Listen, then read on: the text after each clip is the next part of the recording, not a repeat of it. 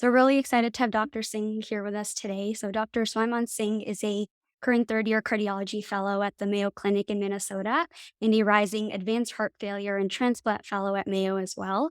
He was born in Punjab, India, and immigrated to the United States when he was 10 years old. He completed his internal medicine residency at Hahnemann Hospital in Philadelphia, and then subsequently started cardiology fellowship at Newark Beth Israel Hospital in New Jersey. He's the founder of the Five Rivers Heart Association, a nonprofit organization whose mission is to provide equal opportunity to health and education for all. The organization has been working really hard to understand the challenges of healthcare and education in underserved communities and build systems level solutions. In 2020, he took a leave of absence from his cardiology fellowship to provide medical care in India in over a year long farmers' protest, where he also established a community center.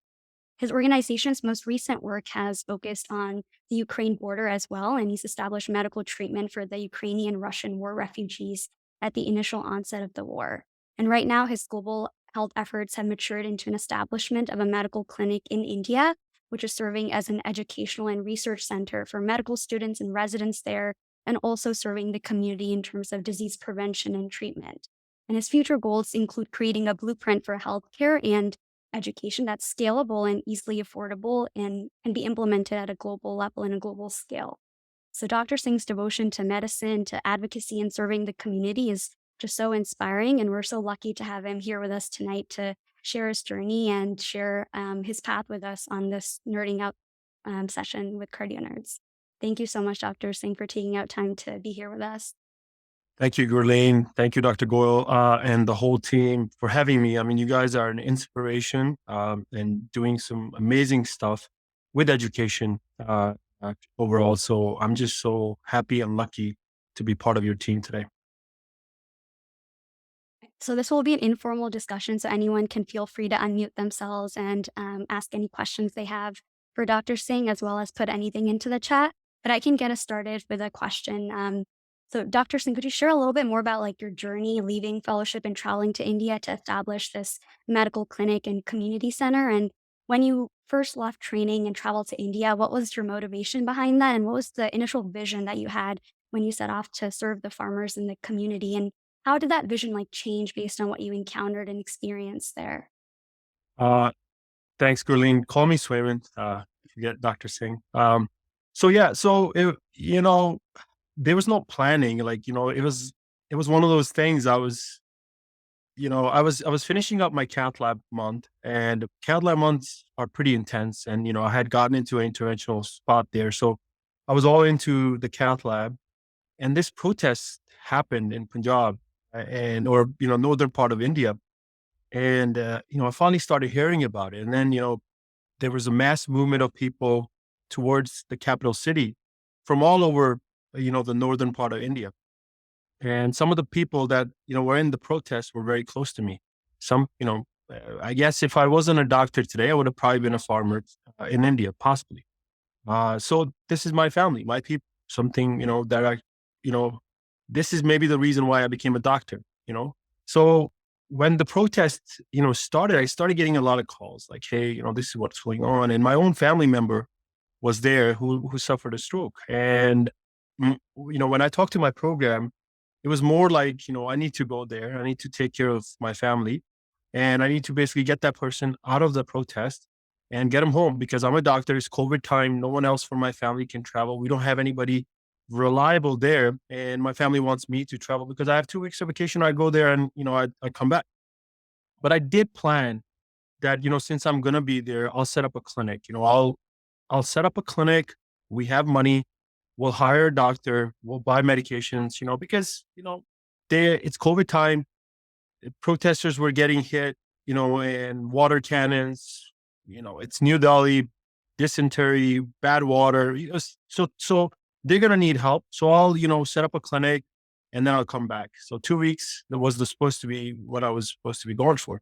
So there wasn't planning, but when I got to the site, things changed. When you see the pain, when somebody, looks at you with hope, that's the greatest thing in life. And we see that as doctors, right? When somebody holds your hand, you're either in the cath lab or somewhere and they're like, oh, you have the power to do something today. And that was I felt like that the people who were there looked at me with hope. And I think when that happens, it's very hard to pull back. So y- I almost felt like I was stuck. Whether you wanted to be there, whether you not want, you didn't want to be there, mentally, when you have people die in your hand, and the cause is right, and that you became a doctor to help people, then what's pulling you back? And what's making you not be there at the greatest time of suffering, when people need you the most? How can you just say, oh no, I have to go back? So I think that's what happened, where it was me, my career, or why I became a doctor. And I think I probably, not probably, I made the right decision. I choose the reason I became a doctor was for those people, or for people, for to help. And, so I stayed back, and just things then took over, emotions. And then it just took longer than I anticipated. Thank you so much for sharing that. It's just remarkable how you selflessly put your career aside for the time being and served the community when, as you mentioned, they needed you the most. And it's also remarkable how you mobilized hundreds of doctors to join you in your mission. I know you mentioned that at first it was just you were going to go there for some time and then come back, but it really became a movement with other doctors working with you in the area of the protests to provide medical care to thousands of people, and not just medical care, but also establishing housing and education and clean water supply, and basically creating what was a community center for the people there during that time. What were your reflections from that experience of how to mobilize teams to deliver healthcare in a setting where resources might be limited? And what were some of the challenges and also like the key things that led to your success and why you were able to provide care for so many people there? Yeah, great question. I think, what I can share is the day I got to New Delhi, I had like two suitcases. Like, one was small one with my clothes, and a bigger one with medications. And I went to the border, talked to my family, and then I said, okay, it's time for me to set up the medical camp. I was alone. I didn't have a chair. I didn't have a table. We're in like middle of nowhere, and so I, got myself a chair, got myself a table, met with somebody, said, hey, listen, I'm from America. I'm a doctor. I think I can help. So, the people lended me a table, lended me a chair. So we set up at a gas station. We said, okay, here's our clinic. So we'll go. So I think, okay, realizing that, okay, now time starts, right? Now you start working, and you have to work, right? You have to be in the middle of it. So I started, doing the medical work. And soon, when people see you, when they talk to you, people pick up the phone and say, hey, this guy's here. Why don't you come? Or I have people that I've worked with. I've done medical camps in India that I know. And I picked up the phone. I said, listen, you need to come. And so soon, one person comes, and two comes, and then four comes, and then eight comes. And then, how we expanded from medical to other things was not, again, it's not something we wanted to do, but it's the call of the people. When you have somebody dying because of cold weather, because they didn't have the proper gear to be there in cold weather, then we said, we got to work on housing. So we started building homes. We ended up building 3,000 homes. We took over a bus stand, built a hospital. When I saw people in mental distress, there was a guy who basically shot himself. Depression, right? When you're in the middle of this type of situation where you are stressed out, and you saw the stress of the people, there were so many things that happen at these border.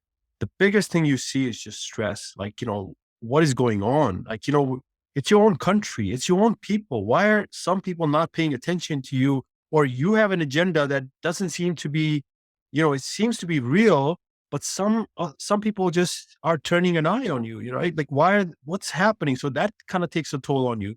So mental health became an issue. So we started with sports. I remember we actually had a basketball court that we built in the middle of the protest. So this protest, I mean, I tell people, imagine Black Lives Matters protest in your hometown for a year. No windows get broken. No one is getting shot, and you have people playing basketball. You have like, say, we had sports tournament where we had horse racing and things of that sort. So imagine, like, they have horse racing and sports tournaments, and there's free food for anybody who wants to come and have. So this was type of the protest, but it takes that type of a, it was a peaceful protest. We said it's going to be a peaceful protest. Somebody can come and, hit you and and that's happened. We got hit and we got hammered, but we said we will not lift, we will not hit back. And so, it's day to day things happen. When we felt that people didn't have the milk, we were drinking tea, but some people were not able to drink tea. Indian people love tea. I'm drinking tea right now. We got to do milk. So we did a milk drive. When we were having increased cases of dysentery, we got to give people clean water. So we dug a hole, which is illegal. We dug a hole, built, put in a water, cleaning system, bought a truck, and then every morning from 4 o'clock in the morning, a guy from our team will deliver water wherever is needed for food or whatever, whatever you need, but we'll get you clean water if you need it. And then, so COVID-19, coronavirus was there. So the farmers didn't want to take the COVID vaccines or, so the corona vaccine. So we worked with the government. We said, hey, we'll talk to the farmers. We convinced them, like, there's nothing hidden in this vaccine. This is not the government trying to kill you. We better do this or the world's going to look at us as like, why are these guys, doing what? So again, there's a lot of propaganda. So you had to work, not only you're dealing with people and protesting, but there's social media, there's blackouts, there's no electricity. So, just as you go, things happen. You do things that you didn't never imagine before. People come together. People become your family. People start like the people that I now hold dearly. I never knew them. I never met them, but now they're bigger than family because when the toughest time of my life or the time of, of need, they showed up. Doctors gave up their work, showed up, worked for months on months with us at the border. So I'll never forget it. And, it was just inspiring. I was inspired by the people and how much, love they had for each other, regardless of caste. And that was the beautiful thing. And there's so much to offer. I mean, I keep saying there's so much stuff. Like in India, you look at it, you said caste system, you said this, religion system, whatever, hate, whatever. You go to this protest, there is no caste system. It doesn't matter. You're Brahmin, you're this, you're Sikh, you're Hindu, whatever. It doesn't matter. You are there. You're a brother, you're a sister. The doctors are cleaning the gutters. We don't, so it's like, it was an amazing time. Seemed like God was there with us and he was just calling the shots and we were just carrying on with our work. It's a quick comment. My wife is a Brahmin and I'm a Baniyam. She reminds me that every once in a while. So I appreciate what you just said. But, the pain and suffering that you describe is extraordinary on so many levels, but your team's response is just as extraordinary. Now, I want to ask you again, like when you made these life altering decisions to go over there and dedicate so much of yourself, you were a third year fellow. Right? You made a few observations that struck a chord. It drove passion. But I think a lot of people get to that point of passion. But how was it, what were the key elements that you think were able to help you translate that passion into purpose and then into action? Because I think, again, a lot of people saw pain and suffering in COVID times. A lot of people see, these issues all around them. I mean, you turn on CNN, there are all sorts of problems that we are uniquely positioned to potentially participate in. But you went to the next step in that you went over there, you stayed there, and you address things with sort of a comprehensive, multi-level, community-based interventions, structural interventions, medical interventions, social interventions. And, I think that's different from what a lot of people would do or have done. What do you think helped you get to that point of action? It's very hard. And one thing I'll say, Dr. Goyal, the issue is sometimes I think about it and I don't want people to sometimes do what I did. Because the power that you hold as a cardiologist or as an attending, finishing your education is great. And I realized that when I lost everything, when I came back and I didn't have a fellowship, and or even when I was at the protest site, and sometimes I didn't understand some of the pathology I was seeing. I wish I was an interventional cardiologist and be able. So the education never harms. So I don't want you to leave your education behind and if you're leaving your education behind, make sure the purpose is far, far great. Like because you're going to be a big asset to the society. So, again, at that time, that was in my mind. Like, I have a dream. I want to go back to my village and I want to help those people being an interventional cardiologist. And I want nothing less than that. And my family deserves that. So there are little things, right? Every one of you probably suffered through this. We have loans. There's a day we tell our spouse and mom and dad and say, hey, mom, dad, my wife, my daughter, listen, I have this much time left in my training. And after this time, you're going to get that purse or you're going to get that car or, I want to gift you something. We cannot as fellows and residents. And that time was coming for me. And I'm looking forward to giving my wife a purse. I haven't even gotten her a wedding ring, So it's like I'm a bad husband type of thing.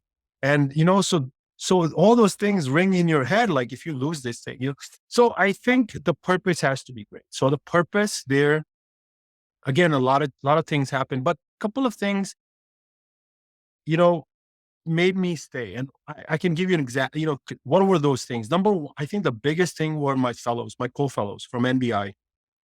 When I called them and I said, listen, dude, like this is what's going on. They were like, oh, what? Okay, stay, do like this.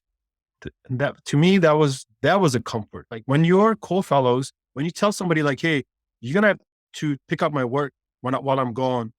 I might be back in a month or so, but you have to pick up. And they say, you know what? Yeah, this is big. Go, stay, you know, and then your family, your mom, dad, your wife, and my daughter was too young at the time. If I was to do this today, she's 4.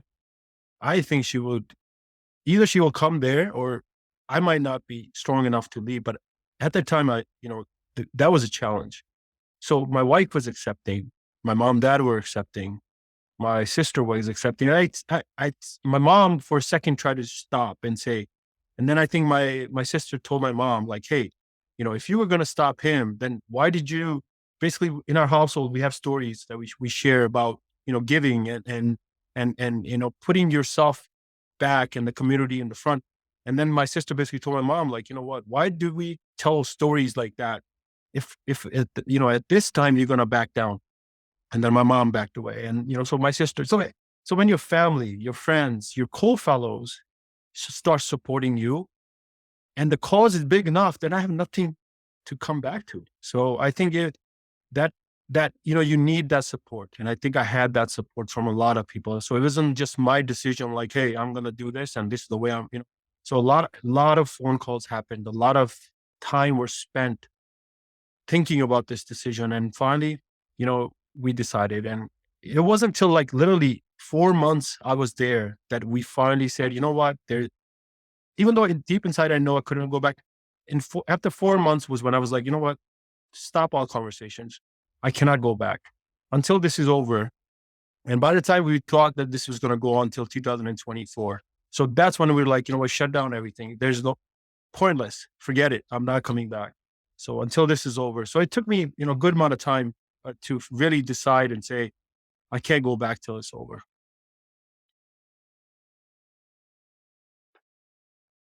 I think your story just speaks to how you had both the purpose, the passion, and just that sense of community that really drove you to India to be there, and also the support of your community back here in the United States with your fellows and your family. And I think you really just described that you faced everything and all the challenges that came across your team head on and created solutions for anything that you weren't expecting to face when you first left and went to the site of the protests. And I think we've talked a little bit about like your transition there to from fellowship there. And I'm wondering, how was the transition coming back from working at the protest sites and reintegrating to training and becoming a cardiology fellow again? And how do you continue to be engaged in that sort of work that you have such passion for while being a fellow and having your day-to-day clinical responsibilities as well?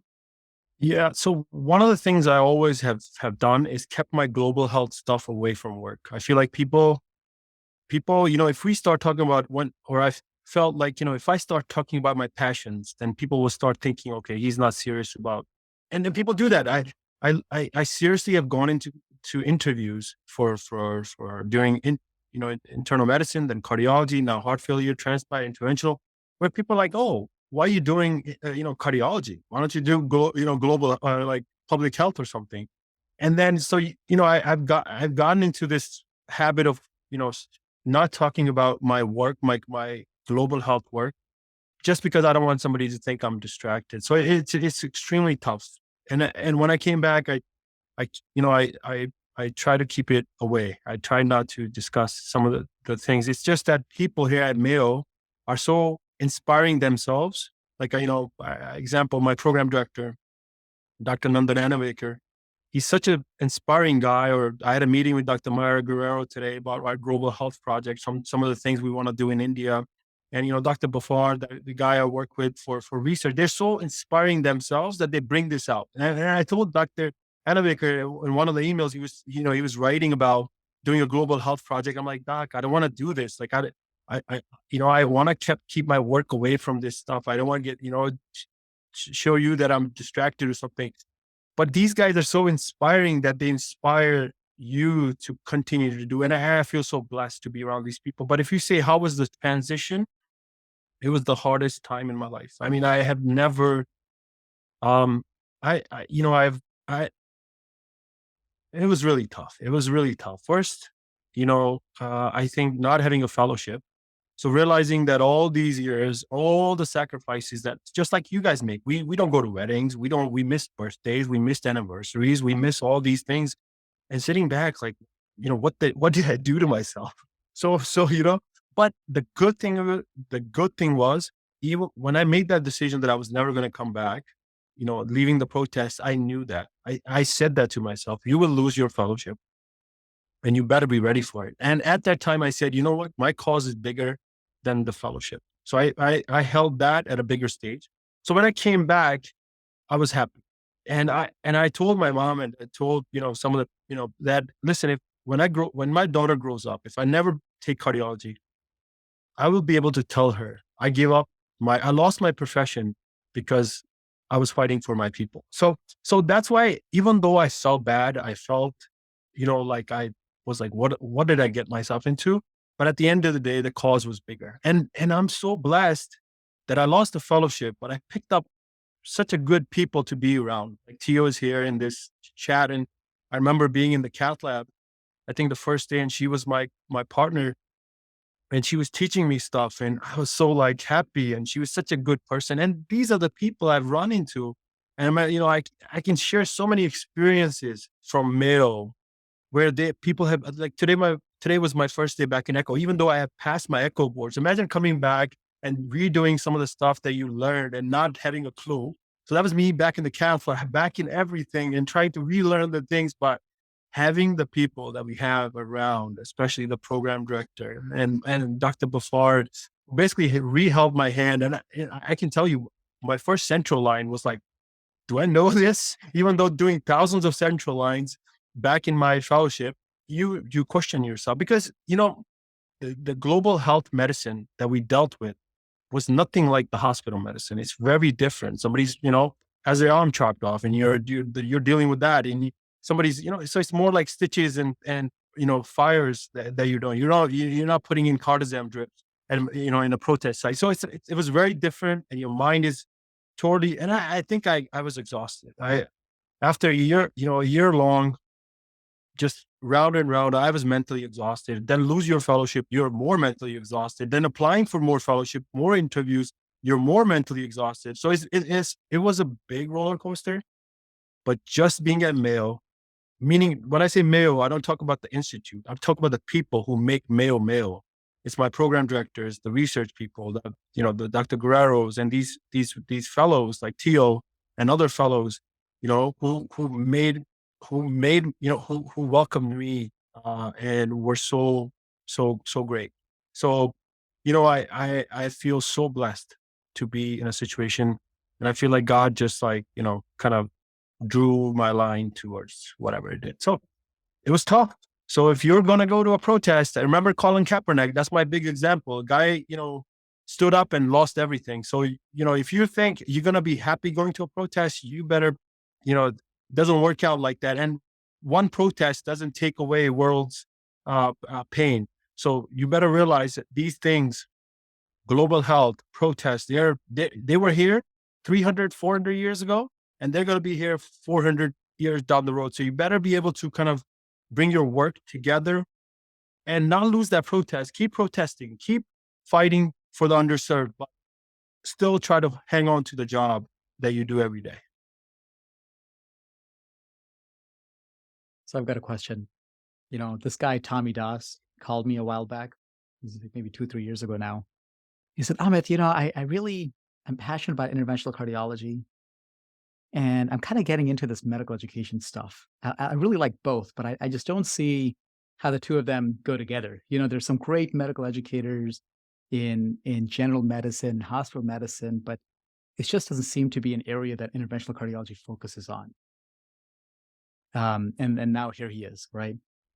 But question for you. You want to do advanced heart failure training and interventional cardiology training, and similarly, there's not a very clear template for an interventional heart failure cardiologist who is also a leader in global medicine and community development. And how do you in your mind reconcile that?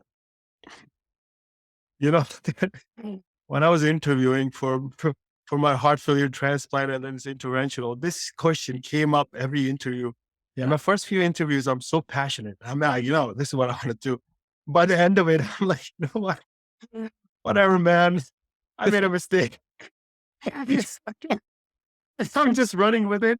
It can't hurt me. You know what? 1 year of training can't hurt me. I already spent 35 years training to be whatever I am today. So you know what, listen, if I'm screwing up by doing an interventional year, it's okay. Because you know what? I have goals. I have goals to work in India. I have goals to work in underserved countries. So in America, you don't need heart failure, transplant, interventional, this and that, whatever. But having that knowledge when I go to an underserved country, I and again, this is for opportunities that might show up. They might never show up. I might be a private guy all my life and never go do anything that I dream of doing. I might put my dreams aside and take on money as my primary gain. So what I imagine or what I dream to do is one day go to an underserved place where they don't have these things and be able to share that knowledge with them. Like, hey, I was at Mayo and I did my transplant and heart failure year. In 1 year, you can't learn everything, but I think I know a little bit. So can we work together and maybe we can design a heart failure transplant system or a program at your hospital because in your country, you don't have one. And maybe we can do a hookup with Mayo or wherever I am at that point of time. And maybe we'll help you, through these telemedicine stuff and whatever technology there is by you guys by that time. I'm sure, something's going to come up. And you know what? We'll set up a center. And maybe by that time we have these, space shuttles that will shuttle that patient that you see to Mayo where we transplant him and, bring him back to your country. So again, it can't hurt me, but it might help somebody somewhere. So, I don't have, the thing is when you have passion to make money, you'll do, and when you lose that passion, I think I had a passion to make money at some point in my life, but somehow doing some of the stuff now, my passion is like, you know, just being able to help somebody. So I think by learning, by gathering more tools, yes, I think I can make a difference in America. There's a huge need. There's a huge need of interventionals anywhere in America. There's a huge need of heart failure transplant doctors anywhere in America. But yes, I might not be able to combine them, even though I know people who have done it, like Dr. Bufar, the guy I work with. He's like a LeBron James of cardiology here. So he's done it. So other people have done it. I might not be able to do it here. But you know what? When I go back to India, I can do it there. And they will need me there doing that. So I'm planning for the future, you can say. I don't have a road. You just do. I went to India. Things happen. Okay. But so that's it. No, I I think never that's say great. that. I never say that in an interview. Never. Yeah, I was That's gonna say. forward. I have a plan, and it's planned and scripted, and I usually like click, click. But I'm being real with you. Sometimes you do it because you love knowledge and you love to learn, and you can't hurt it.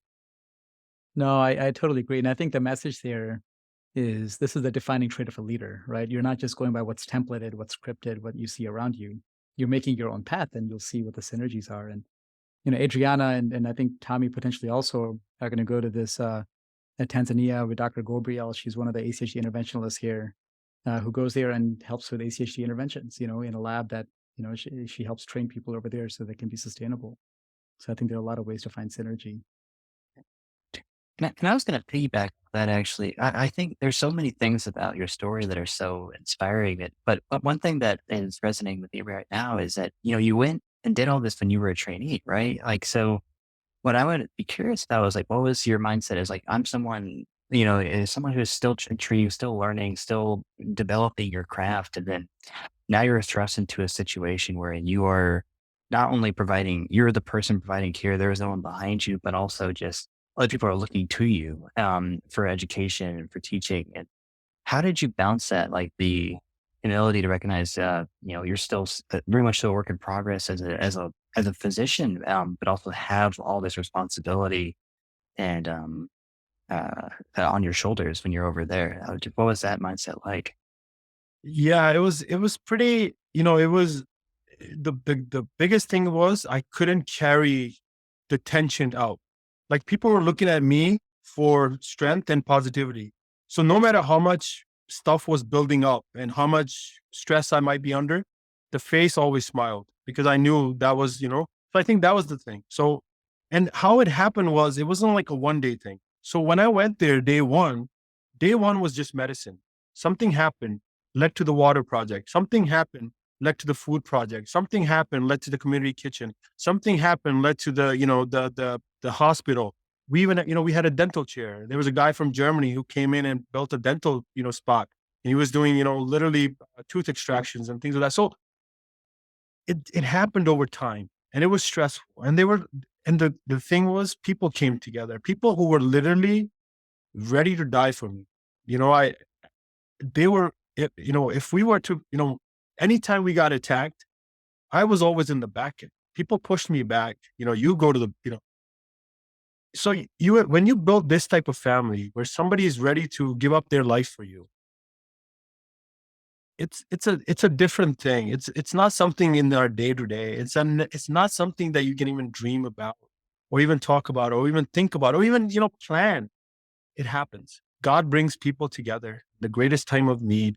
But all you have to do is be able to show up, be able to fight, and be able to be the first one up and the last one to sleep, and be able to lead. And how you lead is by doing. And I think you're right in training, but the way I looked at it, I think the way I looked at it on the ground was, if I don't do this, the person dies. So I might not have all the skills. For instance, there's a story, Gurleen knows about it, about a guy who had his arm chopped off. And he came to me instead of going to the hospital. I'm not a plastic surgeon. I'm not an orthopedic surgeon. I don't know what to do. But if I don't do something, there's going to be trouble. So you come up with a plan and you execute the plan. So a lot of time, I didn't suture, people's here left and right. There I had to suture left and right. And so things I never did and wasn't comfortable with, I had to put somebody's shoulder, I don't know, I don't even know what, I forgot what is called when you put somebody's shoulder, back. I looked at a YouTube video and that was my first time, you know, what is that called, guys? I'm having a brain infarct.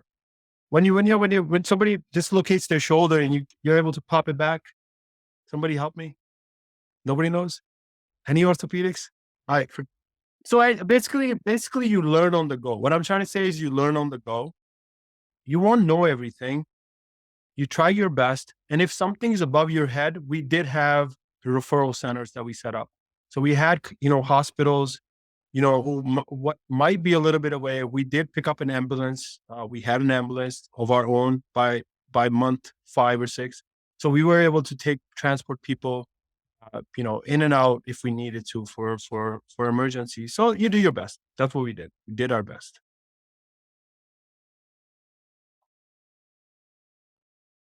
I know you mentioned this before that you've kind of kept your global health work separate from your work in the hospital.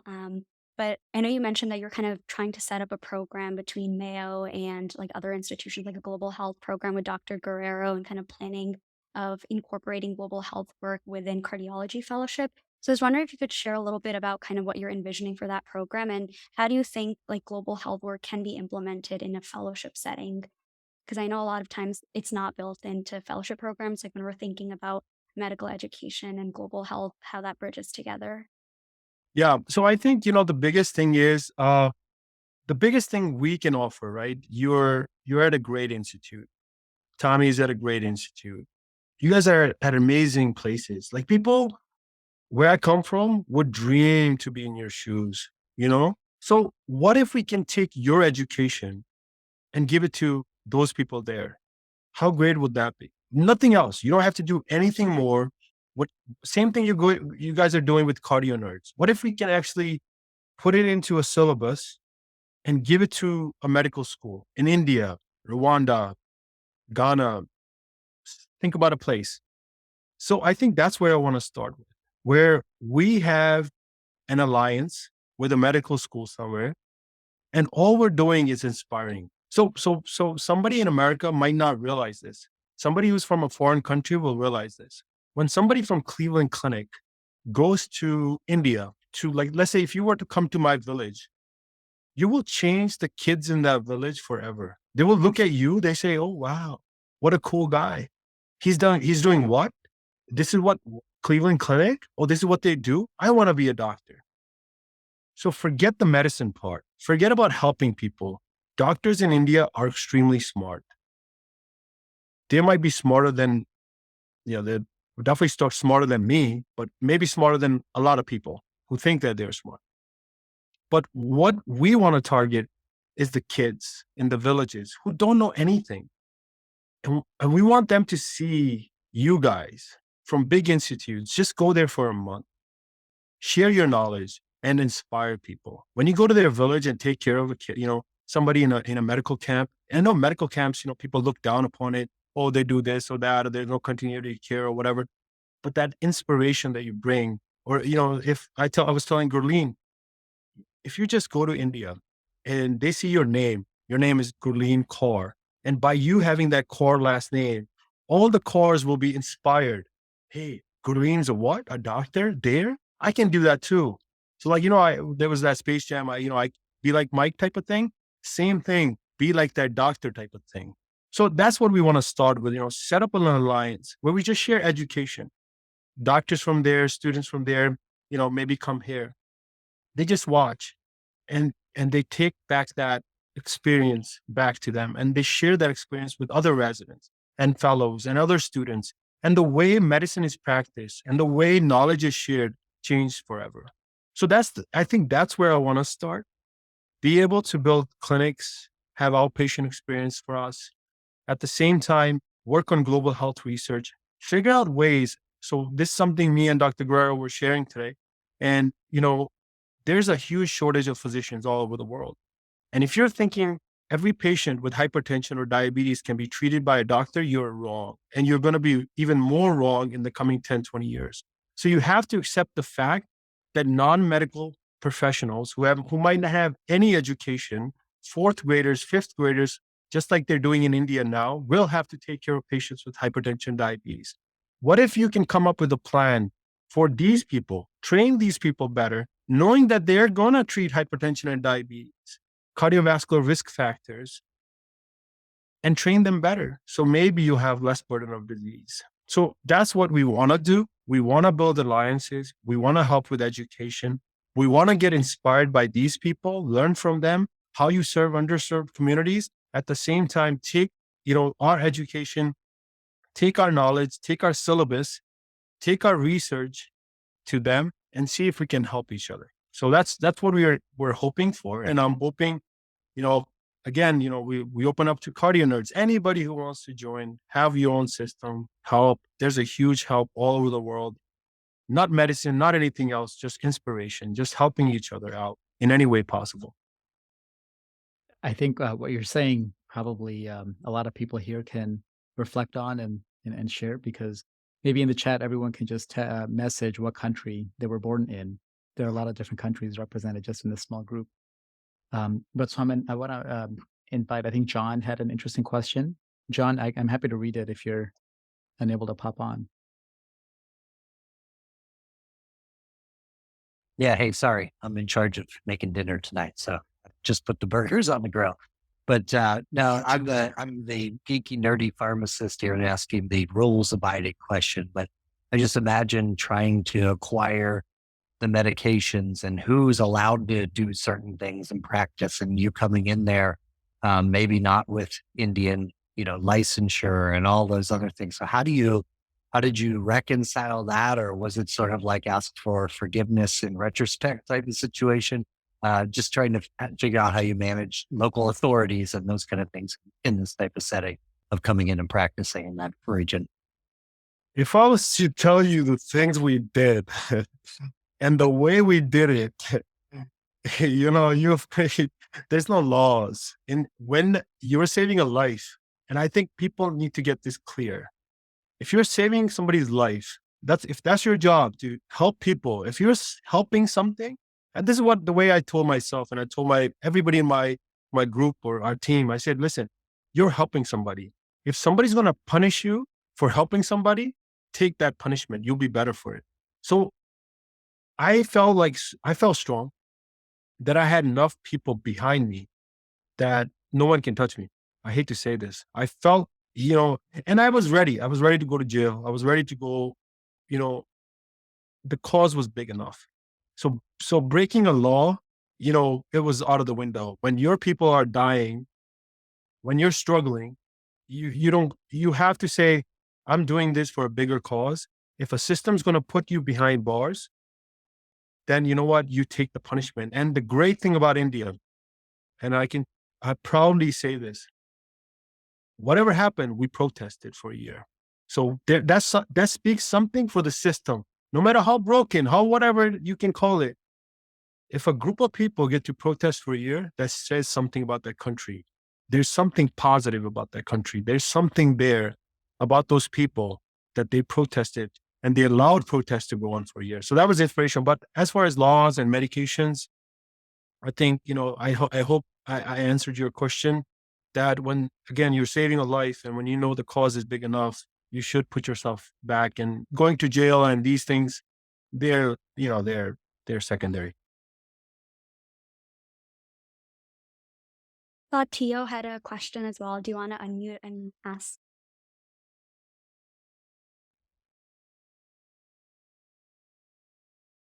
Yeah. Hey, so you mentioned earlier about how passionate you are continuing your education and continuing to help everybody, and how you're going to continue the years of education, and how you're dividing your time between work and your organization. So I was just wondering how you reconcile that with your responsibilities at home, to be a dad, to be a husband, and I imagine that must be a very tough position. You just said that you left your daughter, who was very young, to go and fight for other people. So I'm just curious how you're able to do everything. So I keep saying this guy's, Tio, Dr. Bafar, right? So he's literally like talking in my ear. Like, see, he has 3 daughters, right? And I hope I'm not wrong, but I think he has 3 daughters. So he always tells me, play with your daughter, do this. The time will never come back. Play. So I share, like, sometimes I go to work and I'll share with the nurses. I'm like, hey, this is what my daughter did yesterday. And I was studying. So I told her, like, go to sleep. And then when she was asleep, I felt so bad. Or, she wants to play with me, and I tell her, like, I'll play with you later. And then in the morning I give her a kiss and I say, I'll come back today and I'll play with you. And I don't do it again. I'm on my computer and trying to work. So I feel bad. I definitely feel bad. And even at the protest site, even today, I tell my wife and I tell I don't tell my daughter, but she won't understand. But I tell her, whatever I'm doing, I know my daughter will be proud of me when she grows up. I understand. Like, I do try. I do play with her. We play dolls sometimes. I come to the basement every day and we try to play as long as I'm, like, not dead tired or So it is tough, and you have a kid, and I think it's sharing. When we go to work, when I'm able to share my story with other people and they tell me their struggles, it makes it kind of like, and then it inspires you to come and spend time with your kid and spend time with your wife. But it's not easy. And we all know this. We all go through this. There's no, like, magic, right? You have to get your sleep and you have to work and you have to dedicate, your primary duties are, your fellowship, and make sure you become the best, because The global health stuff, you can only accomplish that if you're accomplished in step one, right? If you don't do the step one, you can't get to the step two. So that's why you have to know your goals and your expectations and what people, how you want to, kind of achieve those things. So I think cardiology, like there's nothing beyond family. Family has to come first. Their safety has to come first. You can put away the dolls or the playtime because you're doing it for the bigger cause, but their safety has to come first. And you know, education, your primary cardiology or whatever you're doing, medicine has to come second, and then piggyback, the global health work. You can only be successful. And why I felt bad about losing my fellowship was, all the kids in my community, they were gonna look, and if there's a next protest, no one would go. I would become an example. Hey, look, that guy went, he lost his fellowship, whatever. So that would have been the example that people would have given. Don't go because this would happen to you. At the same time, now that I do have my fellowship, thank you to Mayo people, that now people can say, oh, go to the protest. It's okay, man. He got his fellowship, maybe you'll get it too. Don't do that. But the mindset changes. So, it's hard, Theo. It's hard, but we gotta do it. Family, your career. And if those two go well, there's a great book. If anybody wants to read, I read it by Guru Gopal Das. It's like Four Wheels of Life. It's a easy read. You can read it in a day. It talks about four wheels: your life, personal life, your social life, and your humanitarian work. And all the wheels have to be working for you to be happy and the car to go. If any of the wheels fall off, you become so. And so we have to get all the wheels working: the global, the family, the work, the humanitarian stuff. They all have to come aligned. You got to find a way. Thank you so much for sharing your perspective. It's so inspiring to hear you talk. And I always think about something that Amit had said when I had some doubts of my own, and said that your kids will look at you for inspiration. So if sometimes you're not there, it's just important that you set an example for them. And I think not only Amit, but Dr. Guerrero had said the same thing. So it's kind of a common theme. You work so much, but you also work to show your kids what's important in life. Yeah. Theo, you guys are inspirations. We have so many moms in our program, and again, like I was talking to Gurleen, all of the ladies here, you guys are an inspiration. You just have to realize it. How many people in the world you can be an inspiration for? If you're coming from a different country, never forget that you were born in that country for a reason. God put you there for a reason. Make sure you go back to that village, that city, at least once, and be an inspiration for those people. You are far bigger than what you think you are.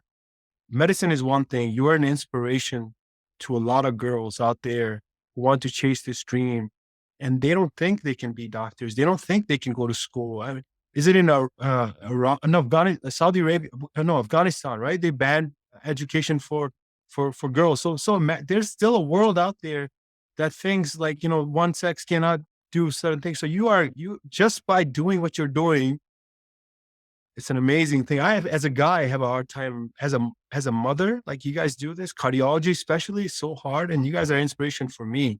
Tio, you're an inspiration for me. Those were just perfect words to end our session on. And I think a lot of reflection for all of us here. Thank you so much for sharing your story, your passion, and just your perspective of how you've kind of gone through everything for that purpose that's bigger than yourself. And just before everyone hopped on, I know Amit was talking about how he'd been talking to other people in the med ed area about how there's so much that we do outside of work and family and how to kind of balance that. So it's been great to hear you share your reflections, and it's been great to be a part of the CardioNerds community and hear everyone else kind of talk about how there's never a perfect balance between work and life. And as I think Dr. Anuwala had said in one of the episodes, there's harmony or integration between work and life. And it's a work in progress that changes with your different stages of your family and different stages of your career as well. So I think that this was just a great reflection, and thank you so much, Dr. Singh, for taking out time to talk to us about everything that you've done so far. Yeah, thank you, Gurleen. This was such an amazing talk, and it's like through the talking, I was inspired and I think was motivated. So you guys are doing amazing things, and I hope CardioNerds keeps growing, and you guys take your platform to other places, other countries. There's a world out there who needs people like you, and I'm sure you guys are going to do even greater, bigger things. So best of luck, and thank you so much for having me. It was such a wonderful 1 hour spent. This is just wonderful. So much positive energy, Swim. And thank you so much for joining.